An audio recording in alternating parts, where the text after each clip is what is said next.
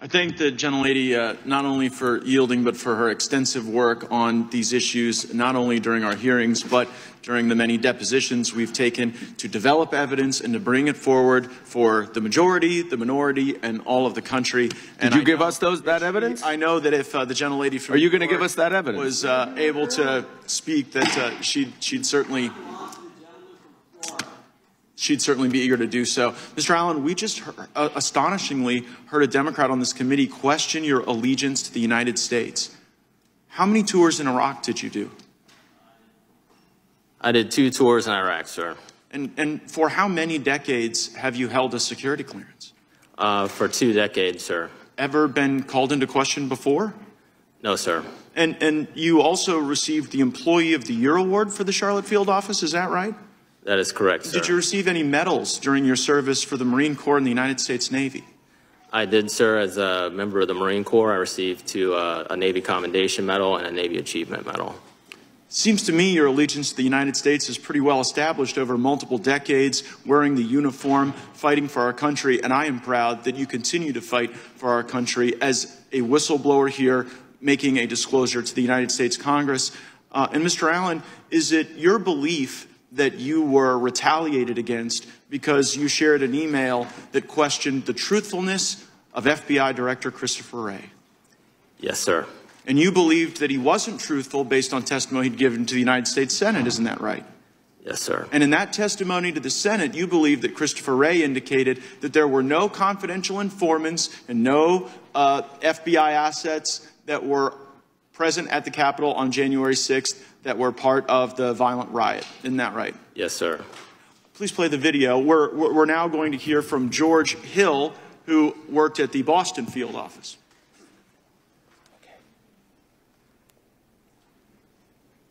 The SSA in Boston said they were going to a political rally, which is First Amendment protected activity. No, we're not uploading. We're not starting cases on these people.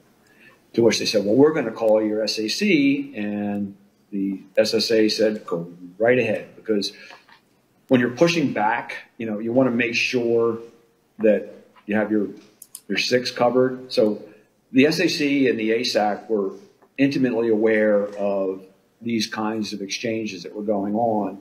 And again, to his credit, Joe Bonavolonta said, no, we're not opening up cases on people who went to a rally. And I forgot a key part. The SSA for CT2 said, happy to do it. Show us where they were inside the Capitol, and we'll look into it. To which WFO said, we can't show you those videos unless you can tell us the exact time and place those individuals were inside the Capitol. To which the SSA responded back, and I was privy to these conversations firsthand, why can't you show us, why can't you just send us, give us access to the 11,000 hours of video that's available? Because there may be UC's, undercover officers, or CHS's confidential human sources on those videos whose identity we need to protect.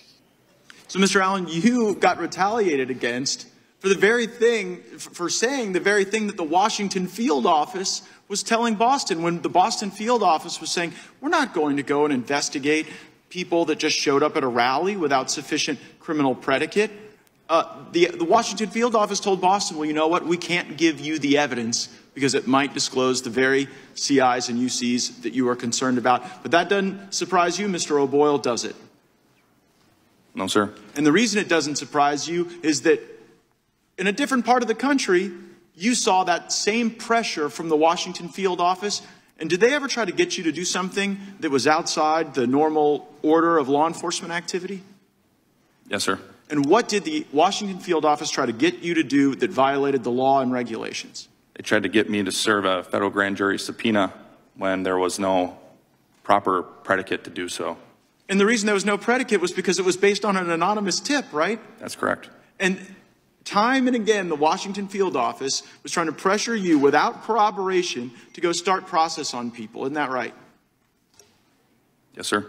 And so while I agree that January 6th was a violent day, a bad day, a day that nobody wants to relive, violence on January 6th doesn't justify weaponizing the government against people who were innocent and did nothing wrong. Thank you for blowing the whistle on that. I yield back. Mr. Chairman, I have a sincere point of inquiry. Rule 11, Clause 2. Gentleman is not recognized. I have a question about the rules. Mr. Lynch for 5 minutes. The point of order, a question about the rules. Point of order. State your point of order. The point of order is why does Rule 11, Clause 2, subsection E1A not apply to this subcommittee? I can read for you. Each committee shall keep a complete record of all committee action, which shall include, in the case of a meeting or hearing transcript, a substantially verbatim account of remarks actually made during the proceedings, subject only to some technical things. Such records shall be the property of the House, and each member, delegate, and the resident commissioner shall have access thereto. Why does that not apply? Where is the whistleblower exception in the rules of Congress that says that does not apply? It's the prerogative of the committee to decide. No, it's not. It's the rules of the House. We have the whistleblower testimony. The whistleblower does not wish that to be made available to the Democrats at this time. The whistleblower doesn't make committee rules, sir. Mr. Lynch is recognized for 5 minutes of questioning. Mr. Chairman, is the ruling of the chair always unquestioned, or do we have a vote on how some of these issues are decided? If you state a proper point of order, and there's some kind I just did state a point of order. The gentleman from Massachusetts is recognized for 5 minutes of question. Mr. Friend, I want to ask some questions about surrounding the circumstances of the removal of your clearance by the FBI.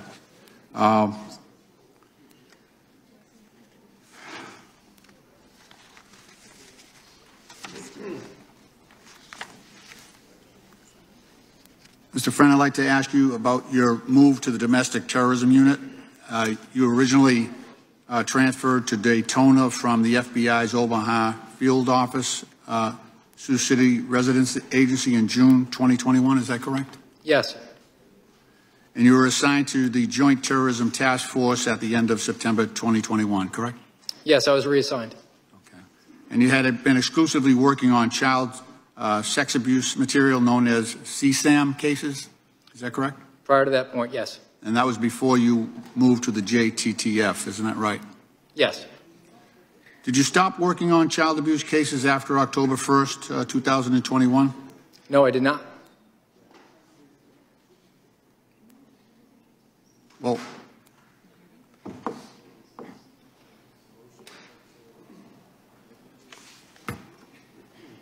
in fact, the FBI planned to find a replacement for you when you moved from one position to the other, is that correct?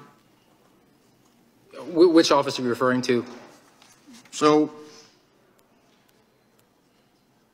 when you were moved from the child sexual abuse cases and moved to the JTTF, you were informed that the FBI would find a replacement for your other position. Was that correct? No, that's not correct at all. I was told that those cases were going to be considered a local matter going forward. They would not be resourced, and that I was going to be reassigned to work on domestic terrorism cases.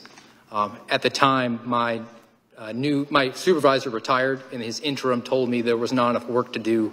So until a full-time replacement could come in to continue to work on the child pornography investigations and make myself available for domestic terrorism cases.